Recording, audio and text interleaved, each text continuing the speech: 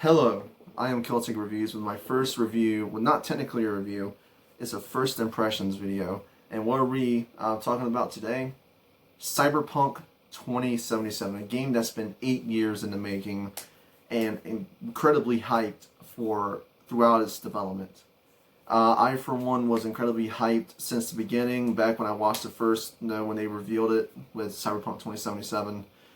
And ever since then, I've been intrigued and more intrigued as they showed more trailers and trailers. And when my hype got the most, honestly, was when they introduced Keanu's character, Johnny Silverhand. And it wasn't the fact that Keanu Reeves was in the game, it's the fact that I've played the Cyberpunk 2020 pen and paper game because I'm a big nerd. I love Dungeons and Dragons. I love all that type of stuff. And I've played Cyberpunk 2020 with my friends for a long time. And me and them have been so hyped for this game because we wanted to know how the developers of The Witcher, CD Projekt Red, one of my favorite developers, and I'll explain why.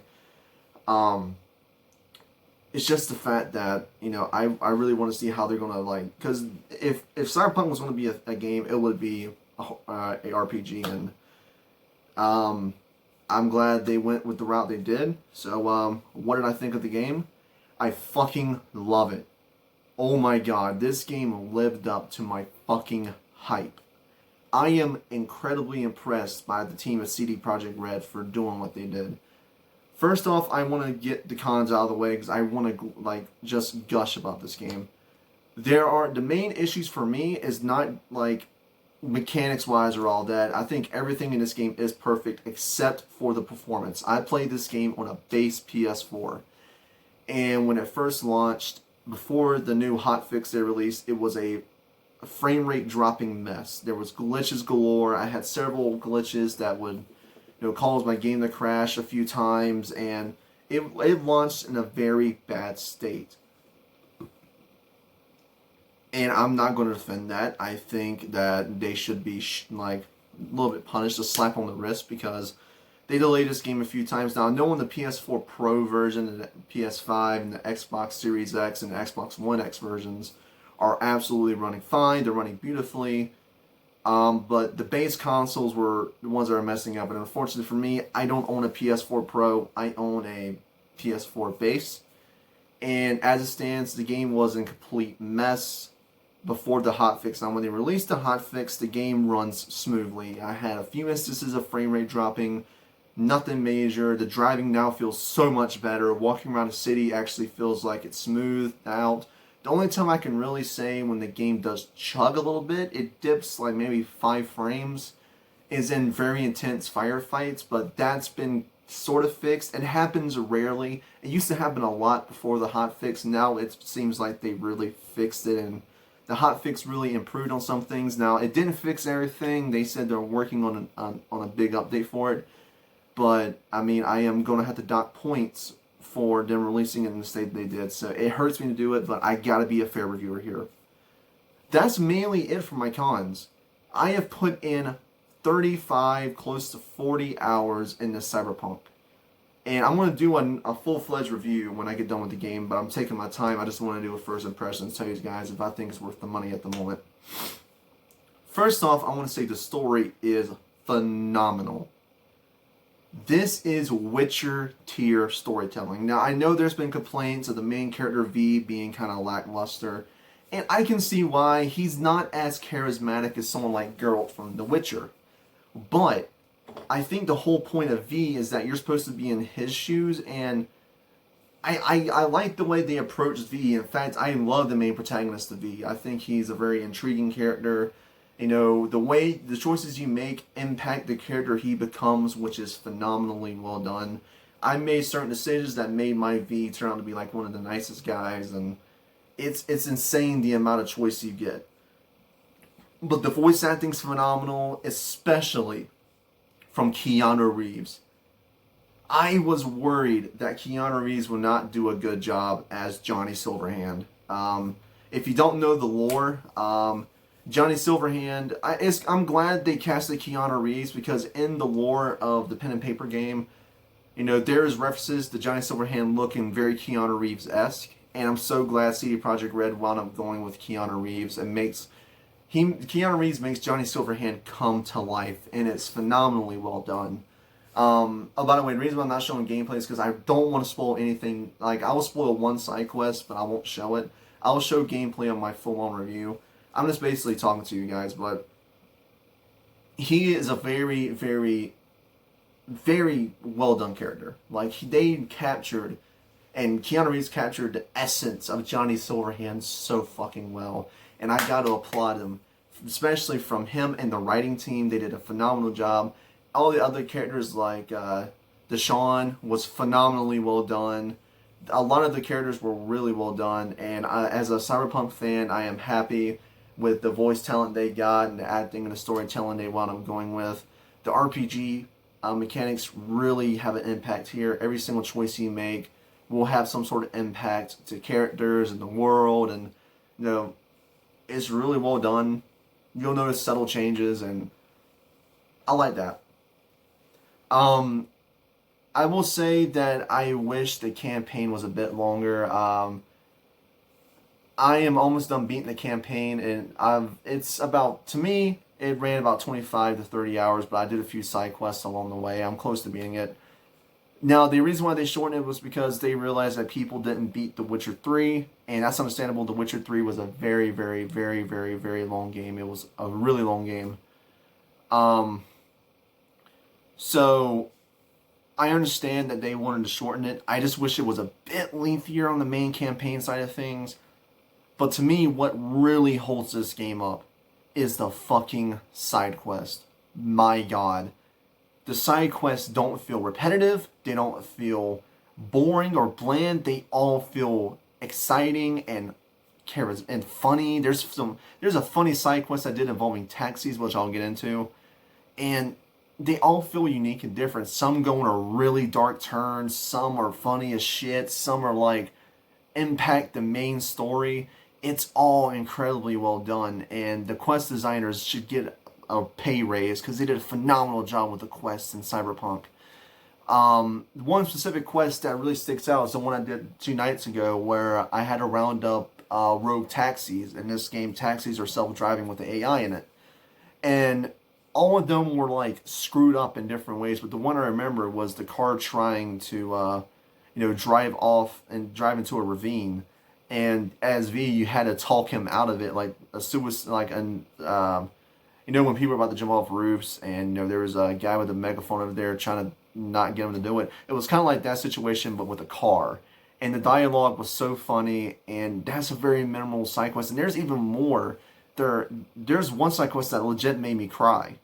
I'm not even joking. There's a side quest that had me emotionally crying. That's fucking good, quest. That's what I wanted. This is, again, Witcher tier. This game, to me, is very much Witcher tier. And it's a shame about the performance because I think that tapers it down a bit. I mean, and even still, Witcher 3, when it came out, it was a buggy mess. And with updates, it became one of the greatest games ever made. And honestly, I love Cyberpunk more than Witcher 3. And I thought that was going to be impossible. Witcher 3 is one of my favorite games of all time, and Cyberpunk 2077 somehow surpassed that game. It's just such an in-depth, fun RPG. The combat feels great. I love getting into shootouts. It definitely feels like RPG. I know people are complaining, 30 headshots to kill someone. I guess people are going into this game thinking it's a first-person shooter. Yes, this game is in the first person, but this is not your traditional run-and-gun first-person shooter. This is a RPG. Don't go into this game thinking that you're going to get something like Bulletstorm or Call of Duty. This is a RPG. You got to take into account DPS, your gear, all of that. You got to make sure all of that is up to code before you go into a fight, because if you don't, you're going to get your ass handed to you. And I think that's why people are like, 30 headshots to kill someone? That's stupid. I think it fits well with the lore, because the higher level enemies, in my opinion, the higher the body augmentations they have so they can take those hits. I love that. That's how I go into thinking it. I think it's a lore thing, and I love it for that. The customization is really well done. It's not as in depth as something like Saints. I would say it's kind of like Saints Row level. There's a lot of customization you can do. I wound up keeping my guy looking like the guy you saw in the trailer, buzzed head with the stubble. And, the customization's in depth, and yes, you can customize your dick, and there is dick physics, and it's hilarious. It's all in depth. Like, this is, to me, one of the best games, if not the best game I've played in the past 10 years, and that's saying something because there's been great games, Ghost of Tsushima and Doom Eternal, Witcher 3 even, which came out like 5 years ago. There's been a bunch of good games. Red Dead Redemption. I love this game more than Red Dead Redemption 2 and GTA 5. I love it more than that. And like I said, I understand that people are going to be turned off by it. It's not your traditional first-person. It's not really a first-person shooter. You can shoot in first person. I look at it as like an RPG with a first-person shooter skin on it. That's how I look at it. If you're not into RPGs, do not go out and buy this game. This won't be the game for you. This is a in-depth RPG. This is a game where you have to think, strategize before you go into a fight. You can't just run and gun. You will get your ass handed to you. And that's why I love it. And not even still, there's not a lot of combat in this game. You can look for combat, sure. But a lot of the side quests I have done doesn't involve combat. It involves rich storytelling with great character development and intriguing characters you meet. It's just all amazing. And, I can't gush about this game more. But the last thing I will gush about is the world. Night City. Holy fucking shit. Even though this map is smaller than The Witcher 3, there is so much shit to do in this game. It will overwhelm you at first, the amount of shit you can do. This game has a lot of content packed in it for $59.99. This game you can easily get into the hundreds of hours into a single playthrough, which is what I plan on doing. It's fucking crazy. The open world is gorgeous. Even on base console, when they actually patched it to get rid of the blurry effects, the game looks stunning. It's a gorgeous fucking game. And I just love walking around Night City, taking in the sights. I love driving around, listening to the badass samurai songs from what they released on YouTube from Keanu Reeves' band Samurai, which Keanu Reeves is actually singing. They actually got another rock band. I think it's called Reformed. The band Reformed is they're playing music in the game under the alias of Samurai, which is Johnny Silverhand's band. And I just love driving around, just taking in the sights. I don't even like when I go do a side quest, I sometimes get sidetracked by things that are happening in the open world. Like when I was driving one time, I noticed a cop, and like interrogating someone, and it went wrongly, I guess, and they wound up shooting the guy to death. And I witnessed that from my car. And I witnessed other things along the way too, like, people talking. Like when you walk down the side of the street, you'll hear people having conversations about random shit. If the open world feels so fucking alive. And again, CD Projekt Red must be, applauded for this amount of work. This game is just probably one of the best fucking games, if not the best game I've played in a long time. I'm happy with the final product. Even with its bugs and glitches, I would highly recommend Cyberpunk 2077. Go out and give it a chance if you're a fan of The Witcher, if you're a fan of this company, CD Projekt Red, which I am, because let's be honest, CD Projekt Red, to me, is one of the most pro-consumer companies out there. They love making games for their fans. They love making video games in general. They just love it. And, the fact that I'm going to be doing an unboxing right at the end of this video for the standard edition. They packed so much shit. A lot of little goodies inside of the main fucking, inside of the main case and all that for $60. It's just, you had to applaud them for that. They didn't make a deluxe edition to put all that stuff in. They put it in the $60 edition. You get hundreds of hours of content with it, with some little goodies in the case. I think it's like for the first few months you can get it. I would highly recommend you guys go on Amazon and buy it right now before they take away the slipcover edition of it, which is the one I got. I'm happy with the product. I love it. It's easily now one of my favorite games of all time. A fantastic RPG. And I would highly recommend it. I would recommend it to you guys. It gets my seal of approval so far, and I cannot wait to finish beating it and give you guys a full-on review, a really long review. And I'll talk to you guys next time. Enjoy my unboxing. Hey guys, Celtic Reviews, and you already watched my review for well, technically it's a review slash first impressions of Cyberpunk, so it's going to take me a while to beat that game. Absolutely love the game, fantastic game, one of the best games I've ever played for a long time, and I got this in the mail. Now, this is something I'm very excited about. This is my pre-order. It took long enough to get here. My delay happened a lot, so hopefully the case is in good shape. I really don't want the case to be in bad shape because I'm really looking forward to this game. Haven't looked inside. I'm hoping it's the slipcover with all the goodies inside. We're going to unbox it, and I'm going to show you what you get for $60.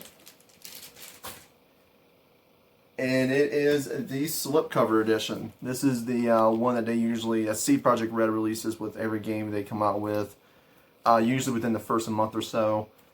They usually stop doing these, I think, after a few months. So if you want to get your hands on the slipcover edition, which is a big, beefy fucking case, I suggest you go ahead and pick yours up now. This was my pre-order edition. So let's see what we got. I wound up buying this game not only digitally but physically because I want to support CD Projekt Red.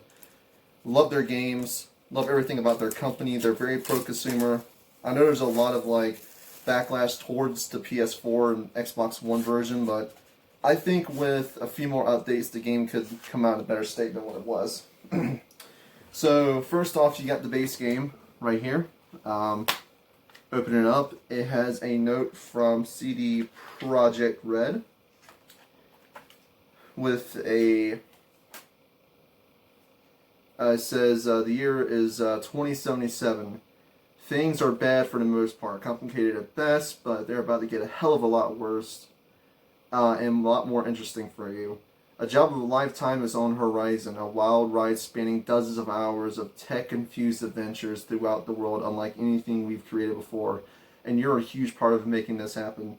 Whether you recently bought the game just after it came out or later down the road, we'd like to thank you for the support and waiting all these years for the release. We wouldn't be where we are today without what we're doing what we love if it wasn't for you. It means everything to us. As it become a tradition of ours, we invite you to enjoy something extra, a number of free DLCs, a small token of our appreciation for believing in us and spending your money on our game. It is time to stop being all sentimental, though. The world of the dark future awaits. Get out there and do your thing. CD Projekt Red's team. And there's some free DLC. I don't know how I'll claim that, but it comes with a sticker set. I don't know if you can see that there. Dope stickers. I'm actually planning on getting this as a tattoo soon, the Samurai logo, because I think it looks sweet. Then it has the Night City Heat. It also comes with a reversible cover. If you want the female V, you can. I'm going to keep it on the male V. But you get 2 discs to play on. Not only that, but it comes with a booklet, which is inside the slipcase. So you open it up. First off, it comes with a 30-day free trial of HBO Max, which I will be using. It comes with a lore book, a nice, actually pretty beefy lore book. It's around 20 pages long. It's pretty beefy. You got the postcards. This is all stuff that would include being a $20 like a $100 edition of the game. But they put this in their $60 edition, which is pretty cool. This is why I love CD Projekt Red. They always go the extra mile for their fans. I'm trying to take this little band off because I don't want to destroy the band. As you can see here, you got the Coyote Cujo. Just a few little postcards, which is pretty cool.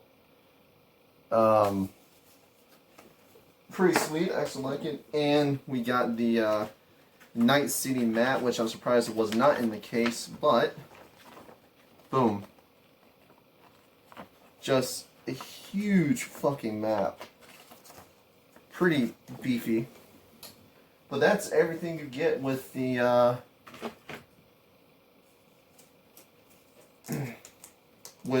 just the standard edition. And it's insane that they went the extra mile to do all this for their game. It's like I said, this is why I love CD Projekt Red. They always know how to show love to their like fans, and I will always defend CD Projekt Red. I know the game right now, as I said in my first impressions, is a bit buggy right now.